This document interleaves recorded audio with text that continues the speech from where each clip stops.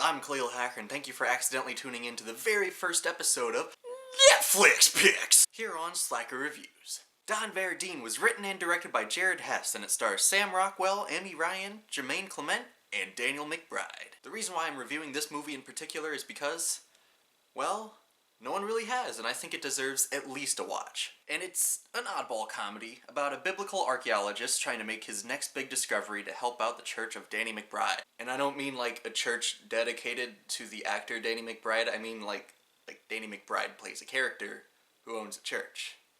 Although that would make an interesting plot too. Church based around the actor Danny McBride.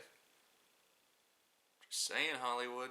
Hit me up. So think Napoleon Dynamite meets Indiana Jones. Short round, you fat lord! Sam Rockwell plays the titular Don Verdean. He's very, very good in things such as Seven Psychopaths, Moon, and Confessions of a Dangerous Mind. And in this movie, he's just okay. I feel like his acting skills were just a little underutilized. You know, he's kind of a boring character, kind of a very somber guy.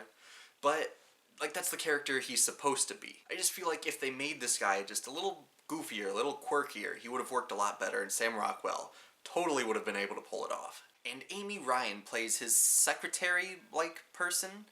Again, she wasn't, like, that crazy interesting of a character, but she did it pretty well, and there was one scene where there was, like, a lot of acting put into it, which was really weird because, you know, it's a quirky comedy, and so this one scene where it's, like, emotional. It's near the beginning, too. It's, like, right around the middle of the first act. It's surprisingly well acted. And Flight of the Conchords' Jermaine Clement definitely stole the show. He's Don's Middle Eastern friend that usually deals in locating relics and whatnot. And he was definitely the character that had me laughing the most. Like, almost every line out of this guy's mouth made me giggle a little bit.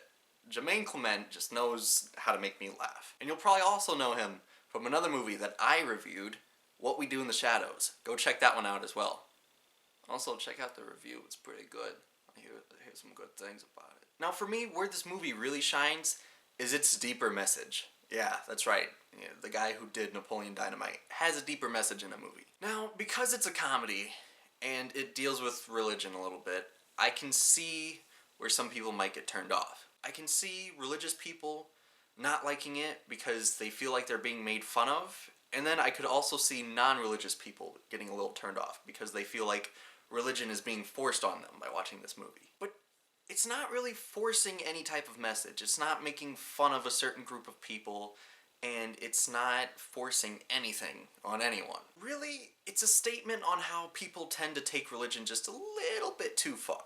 It's not making fun of religion, but it's making fun of the people who just take it way too far. It's also a bit of a statement on how people are a little bit more concerned with the image of their beliefs instead of actually following their beliefs. I know it sounds like a bit much for a quirky movie, but believe me, it works. This movie is in no way perfect. A few of the characters could have been fleshed out a little bit more, and the plot could have had a few more twists and turns, but overall, it was a funny movie. It was enjoyable and it was entertaining. So I'm going to give the movie Don Verdean a 7.5 out of 10. If you're just sitting at home, bored, looking for something to watch, check out Don Verdean. I believe it just recently came out on Netflix, so give it a watch, check it out. And that was the very first episode of Netflix Picks!